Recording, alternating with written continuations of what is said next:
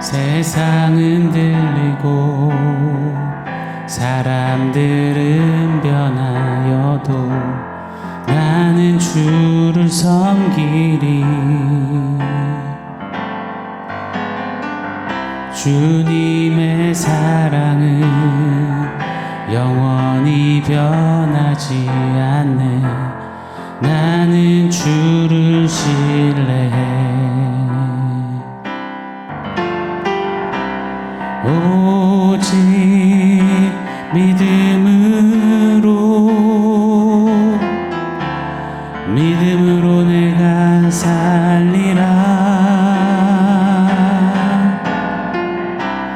오직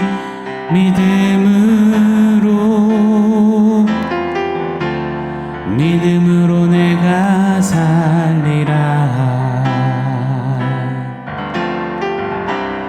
오직 의인은 믿음으로 말미암아 살리라. 오직 의인은 믿음으로 말미암아 살리라.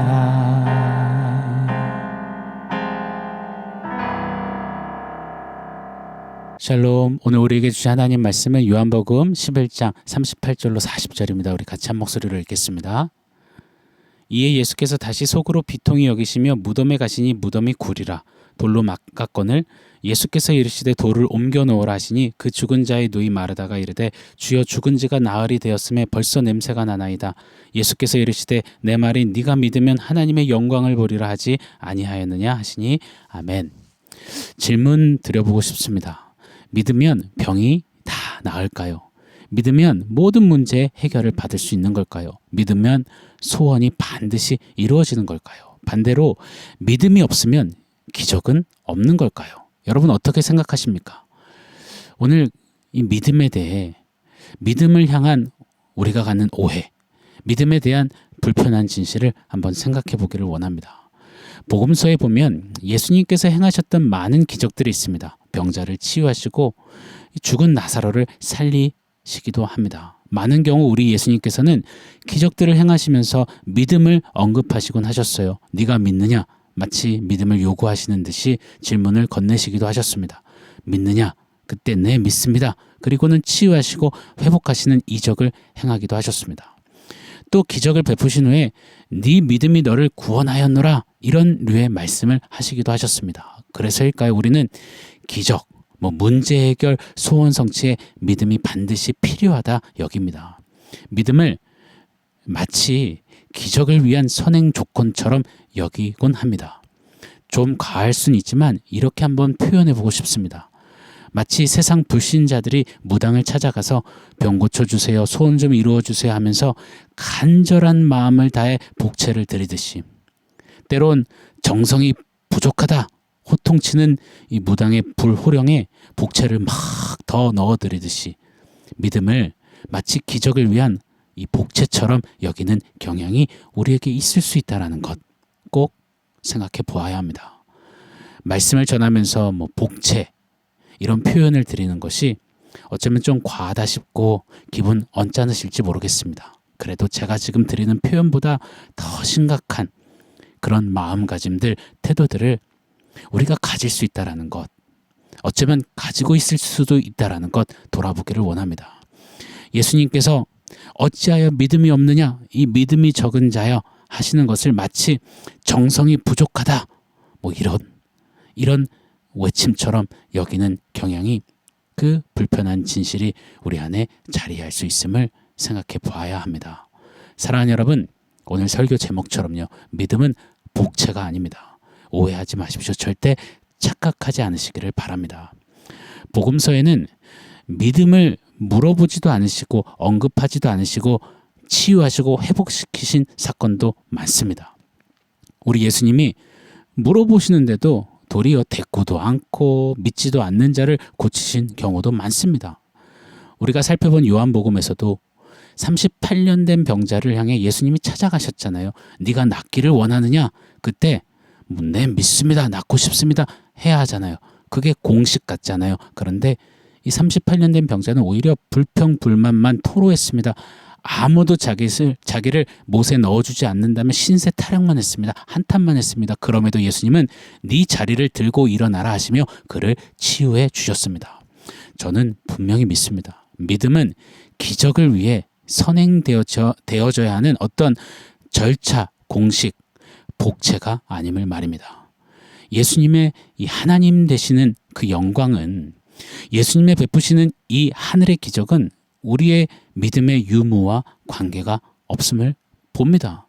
믿음의 크고 작음과 관계가 없음을 봅니다. 온전히 전적으로 하나님께 달린 겁니다.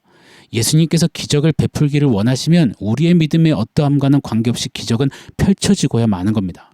예수님의 뜻이 있으신 곳에는 우리의 연약한 믿음이든 우리의 실패한 무너진 믿음이든 때론 우리가 산을 옮길 만한 믿음을 외칠 때든 어떤 시간이든 어떤 자리든 주님의 뜻이라면 예수님이 하나님 되시는 기적은 일어나고야 마는 것입니다. 믿으십니까? 자, 그럼 우리의 믿음은 뭘까요? 네, 우리의 믿음은 기적을 위한 어떤 공식, 조건, 복체가 아니라 우리의 믿음은 하나님의 영광을 나르는, 하나님의 영광을 보게 하는 통로임을 믿습니다. 예수 그리스도의 영광, 즉 십자가의 죽음과 부활, 그 복음의 영광, 우리에게 이루신 그 구원을, 그 영광스러움을 보게 하는 통로가 바로 믿음입니다. 잊지 않기를 원합니다. 가령 밥을 먹기 위해 밥을 이쁜 공기 그릇에 담습니다. 여러분, 뭐가 중요한가요? 밥입니까? 아니면 이쁜 공기 그릇입니까?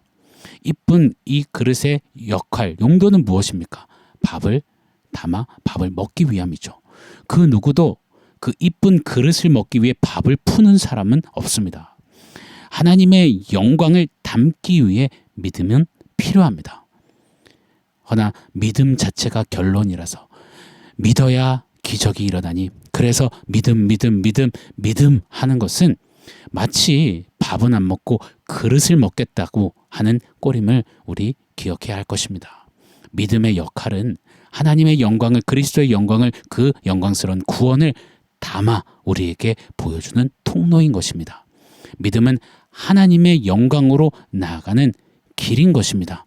믿음 자체가 우리 신앙의 결론이 아님을 우리 혼동하지 않기를 원합니다. 자, 오늘 본문 속에서 이 부분을 한번 간략히 살펴보기를 원해요. 나사로는 죽은 지 사흘이 지났습니다. 이미 시신은 부패에서 막 냄새가 펄펄 나기 시작합니다.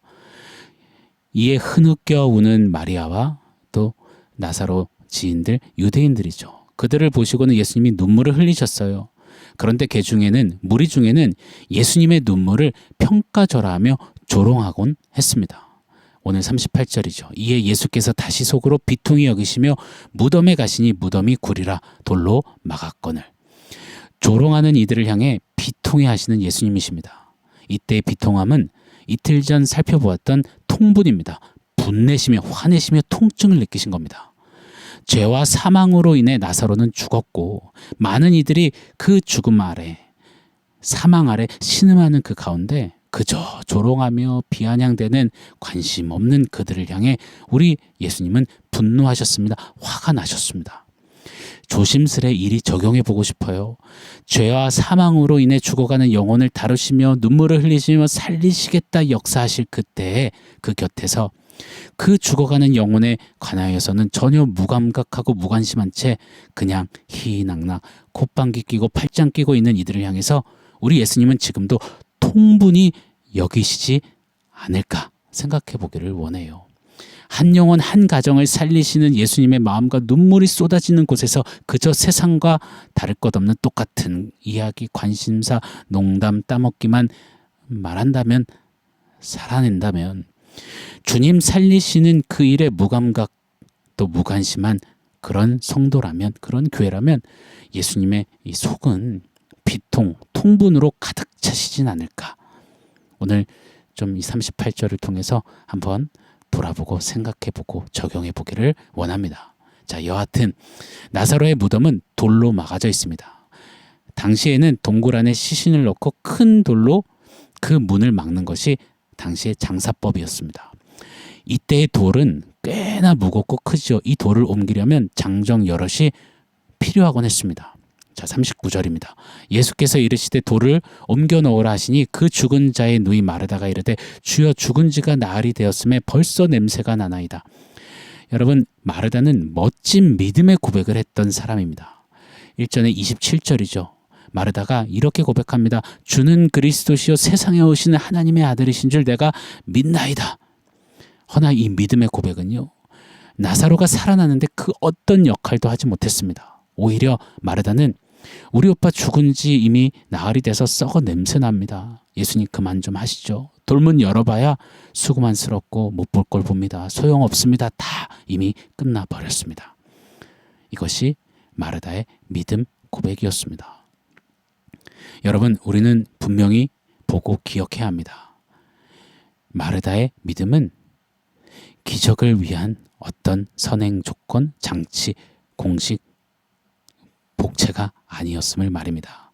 마르다의 믿음 없음에도 나사로가 살아나는, 영혼을 살리시는, 예수가 하나님 되시는 영광은, 구원은, 그 기적은 일어납니다. 40절 말씀이죠. 예수께서 이르시되 내 말이 네가 믿으면 하나님의 영광을 보리라 하지 아니하였느냐 하시니, 예수님이 마르다에게 정확히 찝으세요. 일침을 놓으세요. 내가 너에게 말했잖니. 네 오라비가 살아날 것이라고. 나는 부활이라고, 나는 생명이라고, 나를 믿는 자는 살 것이다 라고 내가 말했잖니. 그리고 선포하시는 거예요. 네가 믿으면 기적을 보는 게 아니라, 네가 믿으면 다른 어떤 체험과 어떤 것들을 손에 쥐는 게 아니라, 네가 믿으면 하나님의 영광을 보리라. 사랑하는 여러분, 꼭 기억하기를 원합니다. 예수님은 믿으면 기적을 보리라 하지 않으셨습니다. 믿으면 오빠 나사로가 살 것이다, 놀라운 표적이 일어날 것이다 하지 않으셨습니다. 믿음은 기적을 위한 조건이 아님에 틀림이 없습니다. 기적을 위해 먼저 선 지불해야 하는 복채가 믿음이 아닙니다. 믿음은 오직 하나, 하나님의 영광을 보게 하는 통로임을 우리 꼭 기억하길 원해요. 그래서 우리 예수님께서는 네가 믿으면 하나님의 영광을 보리라, 우리에게도 쩌렁쩌렁하게 선포하신다 믿습니다. 사랑하는 여러분, 저는 이 한 가지 묵상만 나누고 싶어요. 강조드리고 싶어요.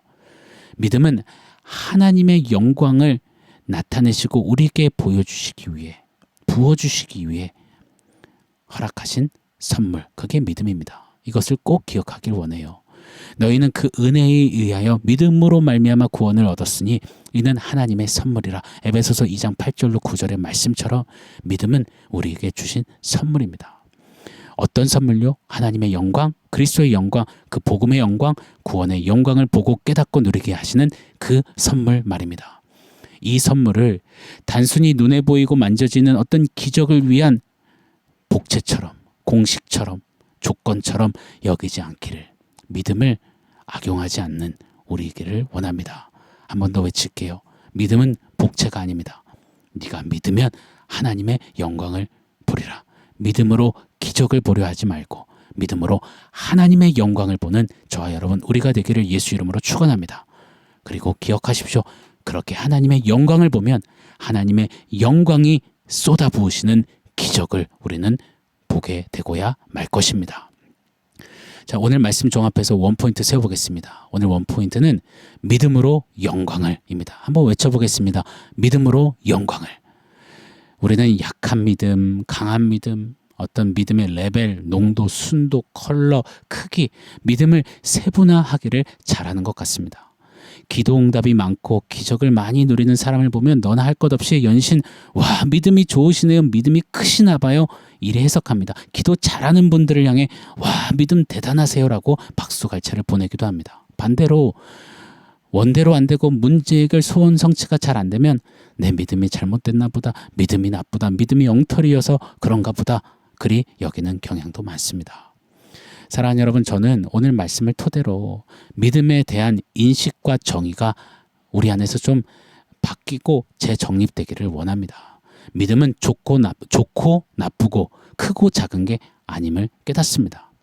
오늘 내가 하나님의 자녀가 되어서 내게 베푸신 예수 복음의 그 은혜, 그 구원을 알고 감사하고 있다면, 그래서 작디 작은 내가 감히 크신 하나님의 영광을 말하고 입에 담고 노래하고 예배하고 사모하고 있다면, 저와 여러분은 믿는 자, 믿음이라는 선물을 받은 자입니다.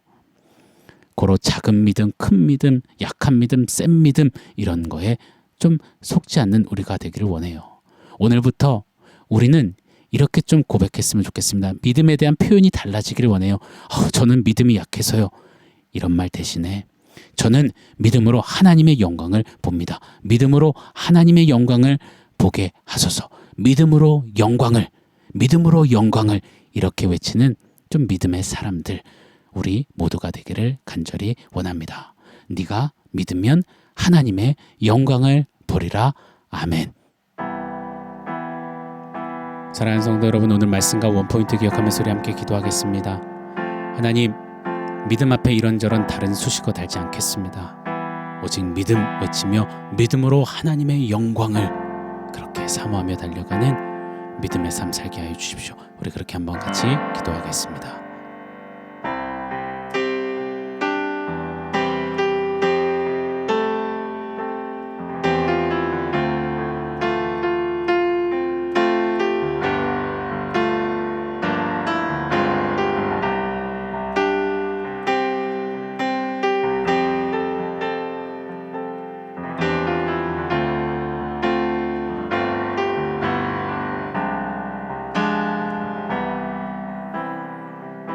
하나님, 우리에게 믿음을 선물로 주셨습니다. 이 믿음은 어떤 기적, 문제 해결, 소원을 성취받기 위한 어떤 조건, 어떤 복채, 어떤 수단이 아닙니다. 믿음은 하나님의 영광을 보는 통로요, 하나님의 영광을 마구 쏟아주시는 가장 큰 선물임을, 축복임을 기억하며 믿음으로 하나님의 영광을 더욱 보고, 그리하여서 하나님의 영광 중에 쏟아부으시는 하늘의 기적을 맛보는 우리의 삶 되게 하여 주시옵소서. 예수님의 이름으로 기도합니다.